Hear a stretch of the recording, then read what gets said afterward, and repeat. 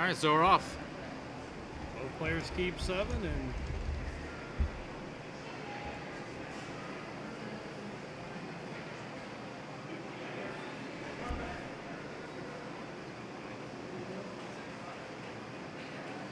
looks so wrong. A little technical difficulty there, but it looks like we There's got an it. R in that word. Quarterfinals. Yeah, that's quarterfinals. Quater. There's an R. There's an R. Quar. Quarter. Quada. All right. All right, we've got a life bane zombie with only Heliod. Wow, that's an interesting hand. That we're in for a brew here. All right, so we have a Vanishing Light, a Detention Sphere, a Helix, and a Johnny, and a couple lands. Lifebane Zombie is going to snag that Heliod, being a creature when it's in your hand.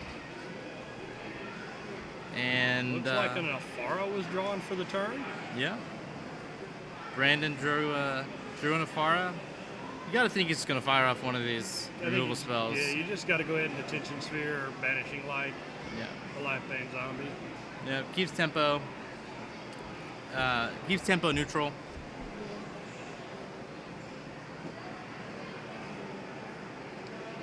We're going to have a shock here from Mckenzie. And he's going to jam an Underworld Connections.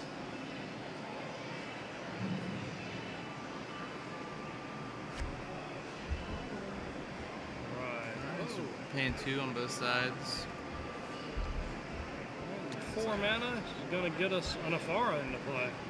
What do you think about just playing your D-Sphere there? Just take out the Underworld Connections and drawing 2 cards and then using your D-Sphere on it. Oh wow, Mckenzie actually drew a Thoughtseize, so this is going to be really good. I don't know why you'd play the Afara. I don't think he has a creature in hand. Yeah. Well, he actually has an Archangel. He has an Archangel, but no 5th land. And I'm pretty confident that that E can find a removal spell for that Archangel.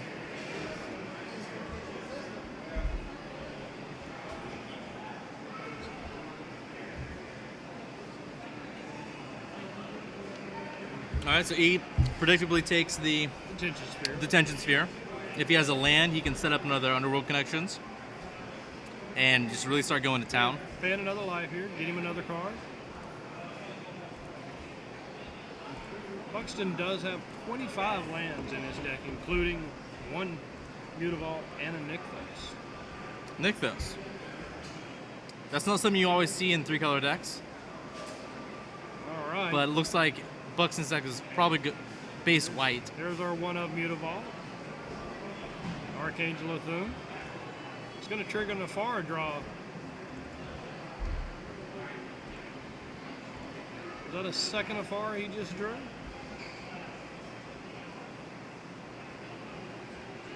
We've got a Thoughtseize, and it was a second Afara.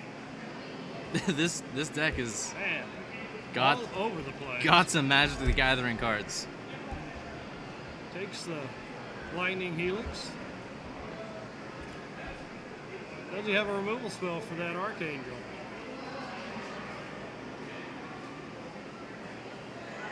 Okay. All right. The good old slow roll ultimate price. All right. Buxton needs to get him a creature here. Yeah, so, I mean, E might be at 10 life, but he's firmly in control of this game, it feels like. Just, multiple Thoughtseizes, multiple Underworld Connections. Looks like we're going to try to play the Johnny here. It's going to be in a Johnny. Activate Mutavault and then plus it up. That seems like the play here. Give it a counter.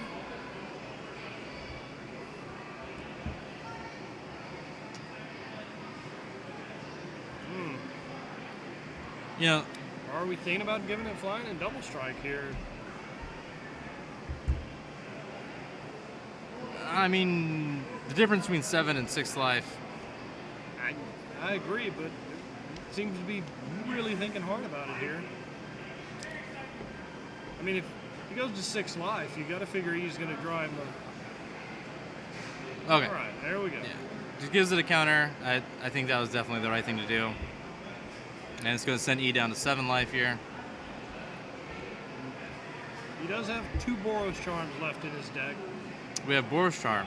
I have Boros Charms in his deck, and is a charm.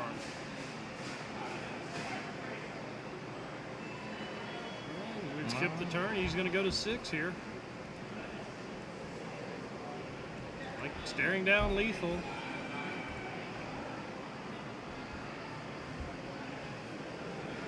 I think I saw a Bile Blight in his hand, so So we also have the Desecration Demon here. if Buxton goes for the Activate Mutavault, Looks like an ultimate price, not a Bile Blight. Nope, there is a Bile Blight and an ultimate price. yeah, I'm pretty confident he's going to be able to maneuver himself in a position to to have a profitable trade for this Mutavault. But a Boros Charm or something like that could. Captain here. Okay. Precinct Captain of Far is pretty good. Unfortunately, it's not. It's a little late to the party, I think. But Yeah.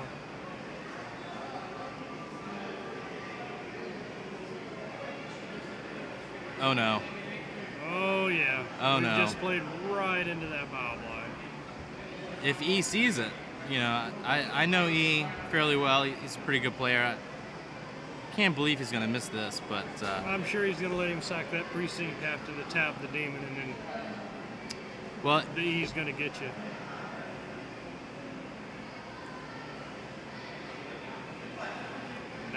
That is an active afar. is it? Shouldn't be. 1, 2, 3, 4, 5?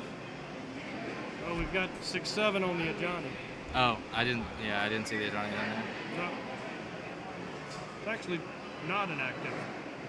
The Vanishing Light Yeah. makes it 7. Yeah.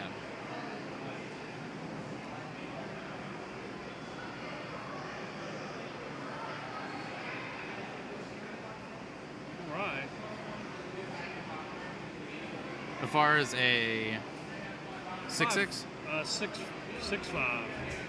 It looks like it's going to put the Desecration Demon on the chump duty here.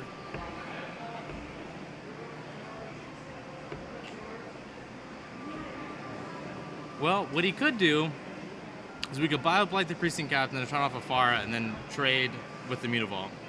It's going to be an ultimate prize. Yeah. Trade him out there. This All right. still feels about neutral. Now let's see if he remembers his Afar trigger. This triggers. Got a dead card in hand. Yep, he's on top of things here. A Detention Sphere. It's a pretty good draw. He's pretty much out of gas right now. Johnny's a powerful card, but really Doesn't need. do much on an empty board. Yeah, it doesn't really do much on it. And there's the He Gray has Merchant in Gray his Merchant hand. in hand.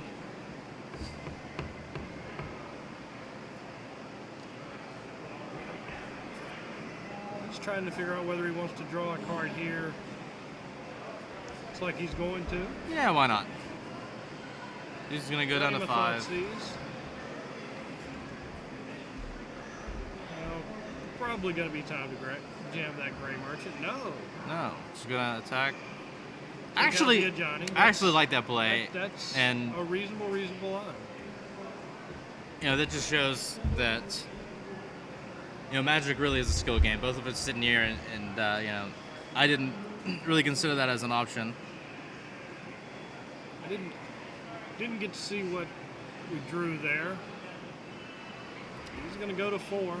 I'm not really sure about leaving up the black. What are you scared of? Like, I mean, out of this deck, yeah, who knows? Who knows? But I mean, you might as well leave up your yeah, removal spell. but if you play Gray Merchant, you gain 6 life, and you get essentially you're padding your life tool enough that what are you scared of at that point too? I mean, it plays around Boros Reckoner here.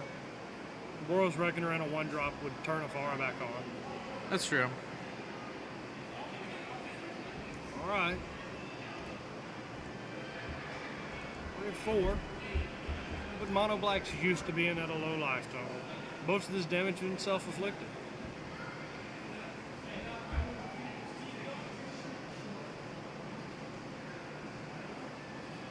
Looks like we're gonna get a rat on the Old field. trusty pack rat. And a gray merchant. It's gonna be a brain and drain for 3.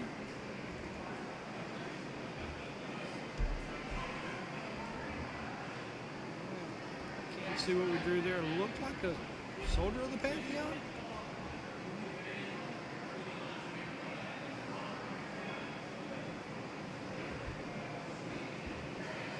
Uh-oh. We've got a question here. Brandon's taking a second Let's talk to it over speak with the judge away from the table. I've played with Afara, and one of the things that is awkward about Afara is a lot of times the card you draw is just going to be a card you can't draw. You can't play on your opponent's turn. Yeah. Yeah. And so it's kind of awkward to use her in a search for answers type way. Yeah, Afara is definitely not a play from behind. Oh, I see the question. We're going to play an Afara here. Yeah, he'll get the trigger now. To draw. Yeah, There we he'll go. get the That's- trigger. That's correct, and he sacked the correct. He's going to sack the correct Afara here. Maybe we'll get a rare. All right, and he's going to get to draw 2 cards. Or excuse me, just 1 card. I don't know why he slammed the soldier here. He should have held it and tried again. Like, Well, with that pack rat and the yeah, 3 Mutavaults, Mutavaults, that's E is really in a tough. position to just close out this game. If he activates the Mutavaults on their own and makes a rat, that's a 5/5 pack rat just on its own. So, he does have the Bile Blight in hand. And Thought Seize. Take a blind obedience. that blind obedience. E has already shown that he is not one that's scared of blind obedience, just correctly making rats in the end step. Let's see. I think it might be reasonable just to activate 3 Mutavaults and attack with everybody. Right? Didn't really think about the. This is an attack for a. I mean, it would be very difficult to turn that Afara back on, right? 1, 2, 3, 4, 5. I mean, a Boros Wrecker out of the top Okay, yeah. could do it. All right, so he's just going to get in for 3. What do we Yeah. have here? He's been We've got an Ajani. showing Gonna a lot be of restraint. Just a little. Not gonna be. 1, 2, 3, 4, 5, 6, 7. 1 devotion short of making that a Yeah, Afara. he's got the Z-Sphere over here. Oh, that's right. Well, it's gonna be rough. I'm not sure what's in E's hand, but this may be game. He just That's- flying and double strikes his Line double- Afara. The Afara here.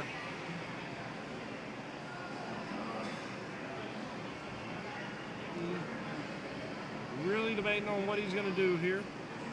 We know that the Soldier of the Pantheon Yeah, is soldier. likely to die from a Bile Blight.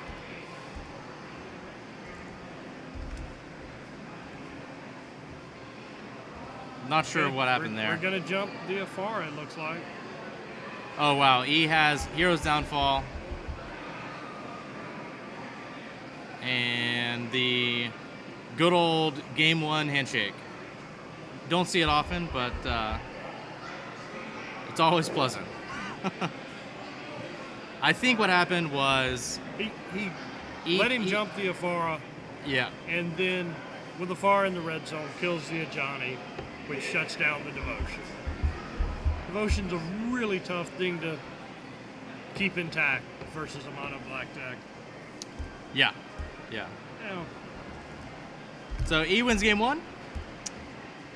And they are going to sideboard, get ready for game 2. What's Buxton got in the sideboard? Buxton's got a couple of Boros Reckoners, a couple of Deicides, 2 Supreme Verdicts, 2 Dispels, an Assemble the Legion, 1 Aegeus of the Gods, 1 Nyx Fleece Ram, 2 Elspeths, and 2 Celestial Flares. Like, I really have no clue what he's going to try to do in Well, this. we're definitely bringing in the Symbol Legion. Symbol Legion's coming in. Not a fan of the Blind Obedience. Elspeth is reasonable against black. He's got a rapid hybridization. Heliod doesn't seem like it's going to do a whole lot this. Supreme Verdict seems better against himself than it does against E. Deicide, I guess. I mean, Underworld Connections is a pretty good card against him, and being able to snag an Erebos. you've got four main deck answers to that in your Ascension Spheres and your Vanishing Light. Like, this deck's got a lot of one-ofs. Yeah. Well, he's got 2 Rakdos Return that I think are coming in. He's got his second Erebos and 4 Duress. Aside from that, he also has some Doom Blades that I figure will probably come in. Maybe Ultimate Price. And other than that, he's got 2 Freakus Cures, some Mortars. Mortars might be okay. I don't know. I mean, he's pretty much covered on that. He's pretty much covered on the creature removal front. And to know that Buxton does have 3 Fiendslayer Paladins in his main deck.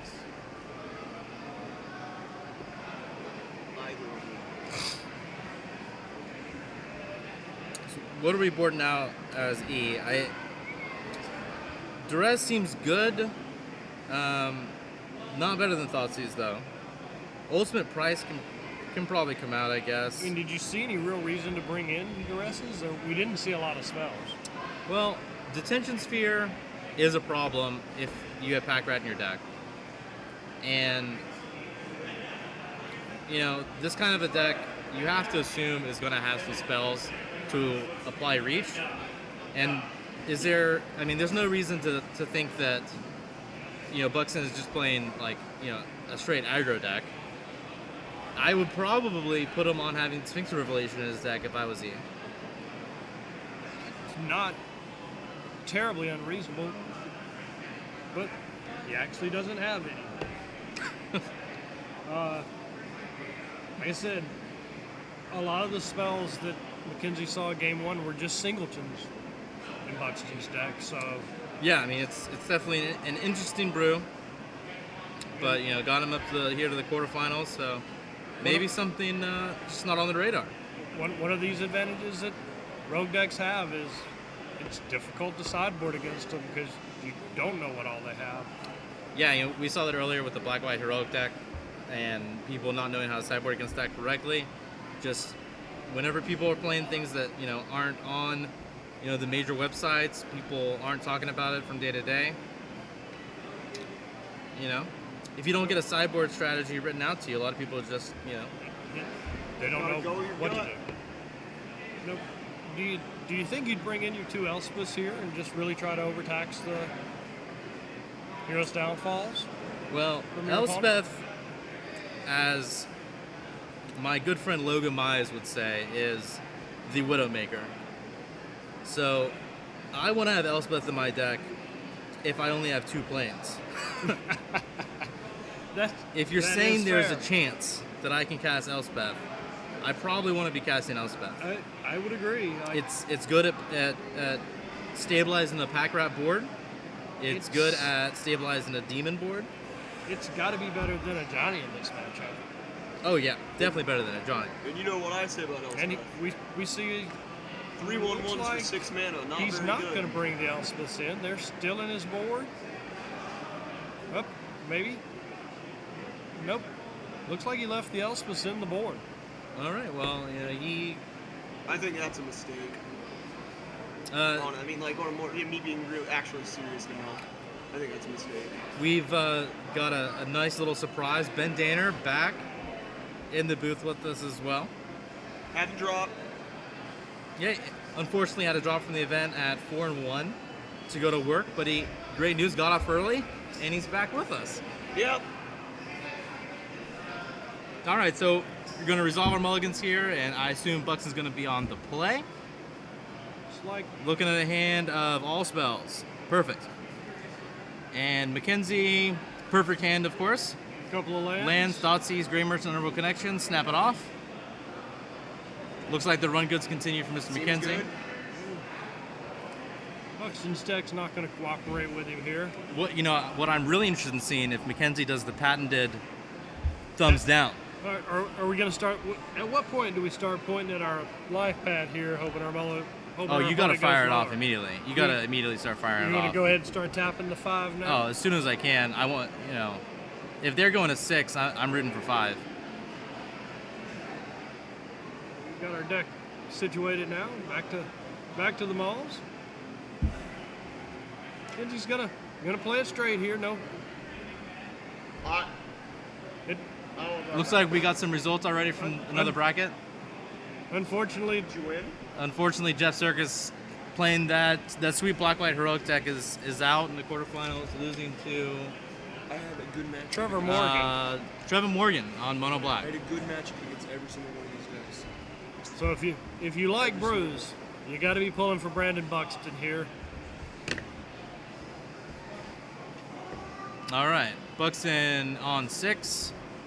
See if you can find 6 cards to play a game of Magic with. Rapid Hybridization, And we've got a 2-lander. 2 lands, all Not his colors. Much action. Did he bring in rapid hybridization? It's in the main deck. It's in the main deck. He's got one in the main deck. Is that good in the matchup? I don't know. It's okay. It looks like it's an easy Ramon. This is stick not here. this is not a bad 6. I don't know what's in his hand, but I think you probably just want to take the Ramaz here. It's really the only thing you care about. Well, you got to figure that you're going to have some removal spells in your deck. I might be interested in taking the spell here if I have a lot of removal. I might be interested in taking the rapid hybridization if I have a pack rat. The most powerful card is obviously between Burmaz and Boris Charm, depending on the context of the board. I don't know. It really all depends on what E's got going on over there, and I haven't really been able to see it too well. Like he has a Bile Blight. If he doesn't have a way to immediately deal with Brimaz, I think you want to take that. Gonna, Dispel is one of the best cards against Oh. Mono Black, though. he's gonna take the Boros Charm. I mean, you don't take the Brimaz, you can just kill the Brimaz. Well, if he doesn't have any way to interact with it. Yeah. I When mean, he had 2 ways to protect the Ramaz if he waits and plays it. Aha! there we go. The follow-up duress. And Lightsaber Paladin has joined the hand.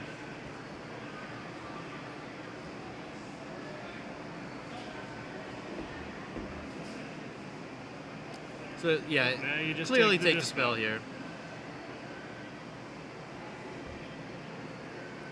It's going to be a detention sphere. Probably going to, if he can get another land here, take care of this lifebane zombie. And that's a big game. God. Just Tear his hand apart. I didn't see Lightbane Zombie in his hand earlier. Makes his Thoughtseize and Duress make a lot more sense now. And, when you mulligan a 6 and then you trade cards for cards that way, it's going to be hard to come back in a Looks game. like That would be tough Brave for the any Elements deck. drawn there. Yeah, especially... Oh my. Yeah. It would be tough for any deck, like you're Well- saying, especially when you have a deck full of one-ofs like Brandon does. This is how you destroy a Maul to 6. Yeah, so they said that Mono Black was a good deck. It's alright. All right. we've I think Brandon was excited to cast the Finally. Imagine the Gathering card. to But, finally get a uh, card out of his hand the old-fashioned way by casting it.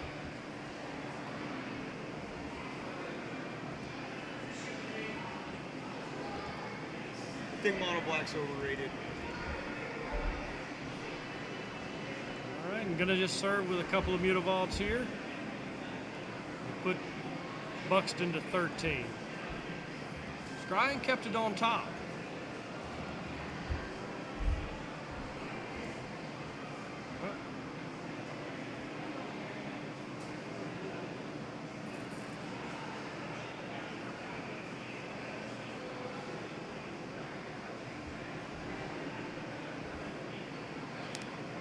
He's gonna scribe. Looked like a land. Does he play any red cards other than Rakdos Return? Yeah, he's got 2 Misery Mortars. All right, let's see what we kept I don't here. understand that. Why would you? I don't understand why you would put Busy Mortars in the deck. I actually talked to E. It's kind of funny. The reason why is because his friends that he came here with, none of them own Dreadboard. So I played Busy Mortars. Yeah. Also doesn't have any Devour Flesh. I'm gonna Brave here. It's gonna keep that Ramaz around for. Nope. Hero's Downfall. I guess you can overload it. They play a lot of land in that deck. It's probably pretty easy to overload. It does give it a sweeper, which mono black does not normally have. So. Got a situation here where he can. But it's also triple red. It seems like it'd be impossible to overload now I'm thinking about it. Got a War Leader's Helix now. So Pack Rat's obviously a good draw here. Well, he could take care of it and be left with no hand. He's got a hybridization and Lightning Helix. Pack Rat is just a great example of how when formats change, cards that were not playable just become completely format defining. I think we're going to see a lot of that in the fall. There's a lot of cards in Theros block that are not seeing play right now that have a lot of potential. Yeah, Theros block, as we can see, on the Pro Tour this weekend, it's a pretty powerful format. There's a lot of things going on, and Pack Rat rotating, other cards like that rotating. It's going to open up a lot of things. Clean up the Pack Rats here. I'm gonna miss Ash Zealot. Yeah, we know you're going to miss that shit. Gonna put Brandon up to 13. So Buxton trades his hand for the Pack Rats. Gonna just send him down to 8 here. And another Lifebane zombie. Alright. This card needs to be real good.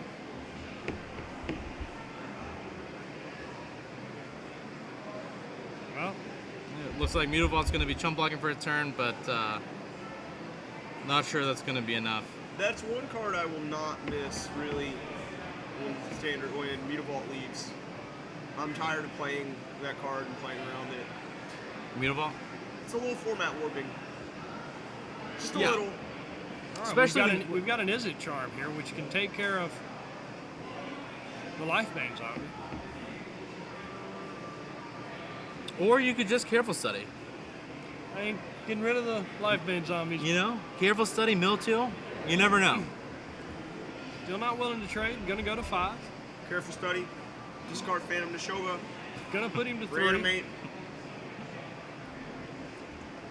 Alright, Buxton down to 3, and E's going back to a healthy 20 life, and I figure that's going to be game. That is. Yep. There it is. E. Mckenzie, the People's All Champion, wins the quarterfinals match against Brandon Buxton in his innovative Blue-Eye-Red American aggro mid-range deck. And so E's going to be moving on to the semifinals. We also found out that Jeff Circus lost his match against Trevin Morgan on Mono Black. We're going to go find out who else is still playing, get those results back to you guys. And Brandon forehand